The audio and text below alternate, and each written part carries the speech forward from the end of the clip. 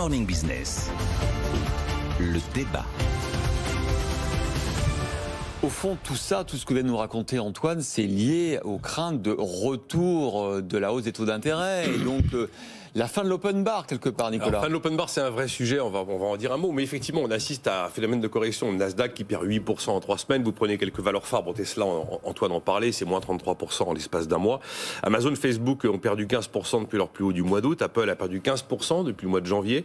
Vous prenez Microsoft qui perd 6% depuis février. Et là, on était effectivement d'abord sur des valeurs qui pèsent très très lourd dans l'indice. Vous savez qu'on est sur des valorisations qui, pour pas mal d'entre elles, flirtent ou dépassent les 1000 milliards de dollars.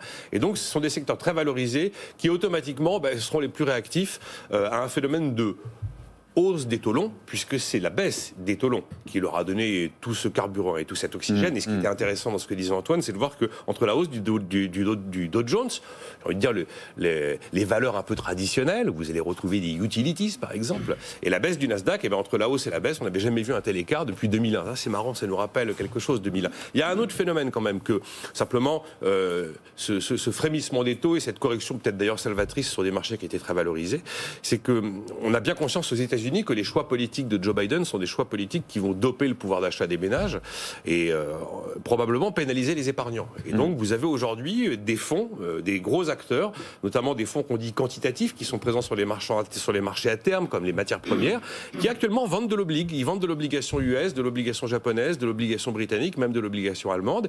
Et puis les fonds de pension qui sont en train de se délaisser d'obligations à peu près zéro risque en se disant, comme il y a un signal de reprise économique aux États-Unis, voire peut-être mondial, c'est peut-être le moment de prendre plus de risques. Mais à ce stade, si vous voulez, avec un taux à 10 ans américain à 1,6%, s'imaginer que tout d'un coup c'est l'explosion de la bulle des valeurs technologiques, ce serait vraiment beaucoup trop tôt. S'imaginer d'ailleurs que c'est la fin de l'open bar, ce serait aussi beaucoup trop tôt. Même si ces fonds dont j'ai parlé, fonds de pension et fonds quantitatifs, font un peu le pari quand même d'un retour d'inflation. Alors clairement, le message de la Fed est que la Fed fera tout ce qu'il faudra.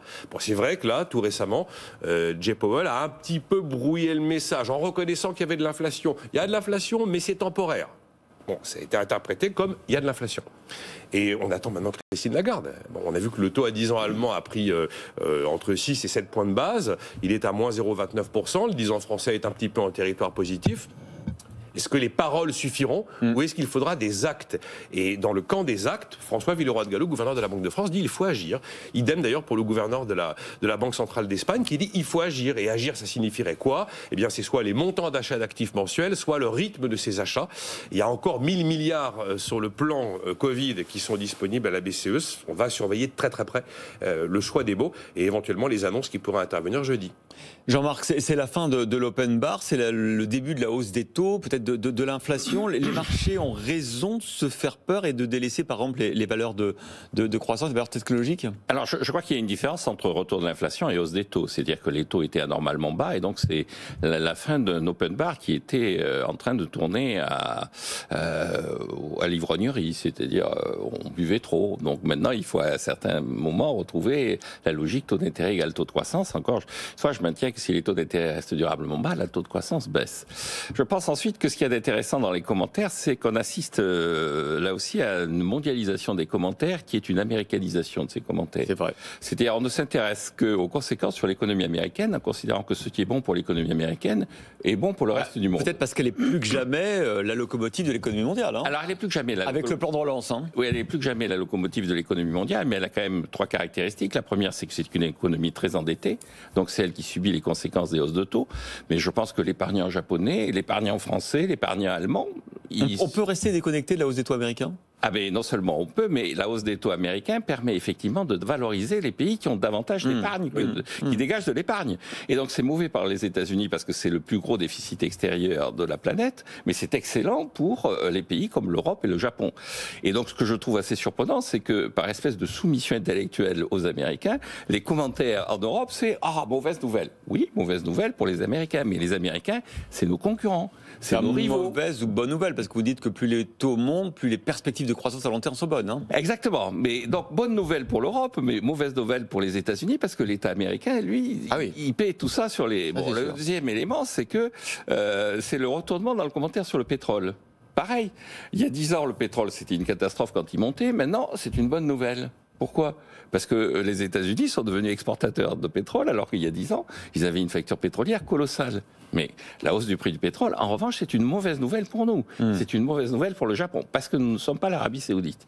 Et le troisième élément que je trouve intéressant, c'est effectivement l'idée que c'est forcément les nouvelles technologies qui sont les plus demandeuses d'emprunts.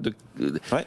Or, les nouvelles technologies, vous apercevez qu'effectivement, ils sont en train de constituer des fonds propres et que dans toute phase de développement technologique, vous avez une phase où effectivement, on a besoin de pas mal de capitaux parce qu'on débute, mais on arrive à une forme de maturité d'un certain nombre de nouvelles technologies où ils ont des fonds propres.